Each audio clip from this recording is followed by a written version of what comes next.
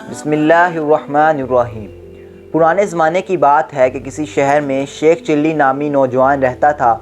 جب اس کا باپ مر گیا تو وہ یتیم اور بے سہارا ہو گیا۔ اس کا باپ چونکہ ایک غریب شخص تھا، اس لیے اس نے اپنے بیٹے کے لیے وراثت میں کچھ نہیں چھوڑا۔ باپ کے انتقال کے بعد شیخ چلی بہت فکر مند رہنے لگا، کیونکہ اس کے پاس نہ تو کوئی ہنر تھا اور نہ ہی کوئی علم۔ ایک دن اچانک اس کے ذہن میں ایک ترکیب آئی اور اس کی آنکھوں میں چمک آ گئی۔ اس نے شہر کے بیچ بازار میں ایک چھوٹی سی دکان کھول لی اور اس کی پیشانی پر ایک بورڈ لگوا دیا جس پر تحریر تھا، اس دکان میں عقل بیچی جاتی ہے۔ سب لوگ بہت حیران تھے۔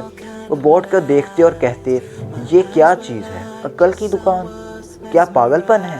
لوگوں کی حیرت اس وقت مزید بڑھ گئی جب شیخ چلی گاہکوں کو متوجہ کرنے کے لیے آوازیں لگانے لگا، آ جاؤ، سستے داموں میں عقل خرید لو۔ ایسے موقع بار بار نہیں آتے، عقل کا سودا ہے۔ سب لوگ ہنستے اور اس کو پاگل سمجھتے۔ کئی دن تک اس دکان پر ایک بھی گاہک نہ آیا۔ اتنا تو سبھی جانتے تھے کہ عقل بازار میں خریدی یا بیچی نہیں جاتی۔ ایک دن ایک مالدار تاجر کے لڑکے کا ادھر سے گزر ہوا۔ وہ کچھ بیوقوف تھا۔ اس نے شیخ چلی کو آواز لگاتے دیکھا تو قریب آ کر پوچھا، بھیا عقل کیا سیر ہے؟ میاں عقل وزن سے نہیں بیچی جاتی، تم کتنی رقم کی عقل خریدنا چاہتے ہو؟ شیخ بولے۔ تاجر کے لڑکے نے 10 روپے کا نوٹ دیتے ہوئے کہا، اتنے کی؟ شیخ چلی نے ایک کاغذ پر لکھا، جب دو لوگوں میں جھگڑا ہوتے دیکھو تو دور ہی رہو۔ جب وہ لڑکا کا گھر آیا تو باپ کو بتایا کہ وہ صرف 10 روپے میں عقل خرید لایا ہے۔ کیا بک رہا ہے؟ بھلا عقل بھی خریدی جاتی ہے؟ باپ نے ناراض ہو کر کہا۔ لڑکا بولا، میں جھوٹ نہیں بول رہا ہوں، یہ دیکھیں میری جیب میں ہے۔ لڑکے نے وہ کاغذ جیب سے نکال کر باپ کو دکھایا۔ تاجر نے کاغذ پر لکھی تحریر پڑھی اور چلا کر بولا، ارے یہ تو ہر کسی کو معلوم ہے کہ لڑائی جھگڑے سے دور رہنا چاہیے، اس کے لیے 10 روپے خرچ کرنے کی کیا ضرورت ہے؟ تاجر غصے میں بازار گیا اور عقل کی دکان پر جا کر شیخ چلی پر بگڑا۔ تو دھوکے باز ہے، ٹھگ ہے، میرے بیٹے کو ٹھگ لیا ہے، تو 10 روپے واپس کر۔ شیخ چلی بولا، میں نے تمہارے لڑکے کو عقل بیچی ہے، عقل واپس کر کے روپیہ لے لو۔ تاجر نے شیخ چلی کو وہ کاغذ واپس کر دیا جس پر تحریر لکھی تھی۔ شیخ چلی نے کہا، تاجر نے یہ تحریر لکھ کر شیخ چلی کے حوالے کر دی اور اس سے 10 روپے لے کر چلا گیا۔ یہ تو صرف کاغذ کا ٹکڑا ہے، عقل کہاں ہے جو میں نے بیچی تھی؟ اس بحث کے دوران کافی لوگ جمع ہو گئے اور شیخ چلی کی حمایت کی۔ تاجر نے گھبرا کر کہا، میں عقل کیسے واپس کر دوں؟ شیخ چلی نے تاجر سے کہا، تمہیں یہ لکھ کر دینا ہوگا کہ تمہارا لڑکا میری بیچی ہوئی عقل کا استعمال نہیں کرے گا اور جہاں بھی دو لوگ لڑ رہے ہوں وہ وہاں موجود رہے گا۔ تاجر نے یہ تحریر لکھ کر شیخ چلی کے حوالے کر دی اور اس سے 10 روپے لے کر چلا گیا۔ اب یہ ہوا کہ وہاں کے بادشاہ کی 2 رانیاں تھیں جو آپس میں ہمیشہ لڑتی جھگڑتی تھیں۔ ان رانیوں کی ایک نوکرانی تھی، ان دونوں کی بھی آپس میں ٹھنی رہتی تھی۔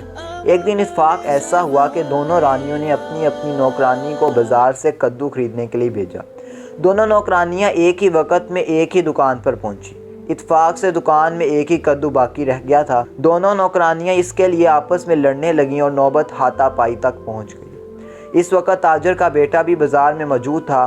اس کا لڑائی کی جگہ پر پہنچنا ضروری تھا کیونکہ وہ تاجر شیخ چلی سے وعدہ کر چکا تھا کہ اس کا بیٹا جھگڑے کی جگہ موجود رہے گا۔ ایک نوکرانی نے تاجر کے بیٹے سے کہا، تو میرا گواہ ہے کہ اس عورت نے مجھے مارا ہے۔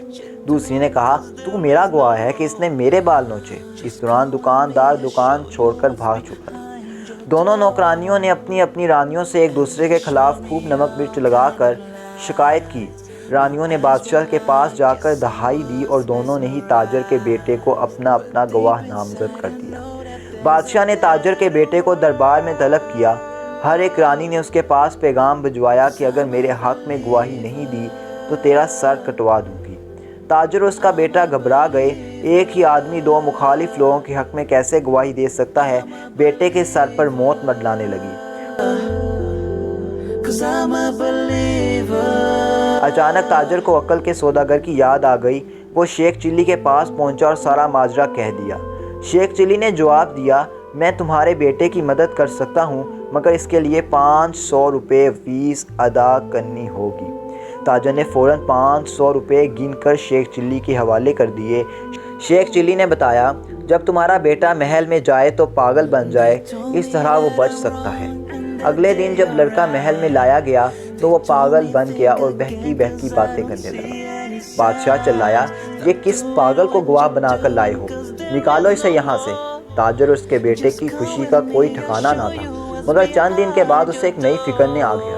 اس نے سوچا کہ اگر بادشاہ کے کانوں تک یہ بات پہنچ گئی کہ تاجر کے بیٹے نے پاگل پن کا ڈھونگ رچایا ہے تو وہ اس کا سر اڑا دے گا۔ اس نے بیٹے سے کہا، بہتر ہے کہ بادشاہ کے سامنے سچی بات کہہ دو تاکہ تمہاری جان سلامت رہے۔ بیٹا ایک ایسے وقت میں دربار میں پہنچا جب بادشاہ خوشگوار موڈ میں تھا۔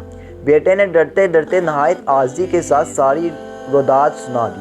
بادشاہ نے خوش ہو کر کہا کہ اس عقل کے سوداگر سے ملنا چاہتا ہوں، اسے میرے پاس بھیج دو۔ شیخ چلی کو جب پتہ چلا تو وہ ڈرتے ڈرتے محل میں آیا۔ اسے دیکھ کر بادشاہ زور سے ہنسا اور بولا، شیخ چلی تو عقل کا سوداگر ہے، تھوڑی عقل مجھے بھی بیچ دے۔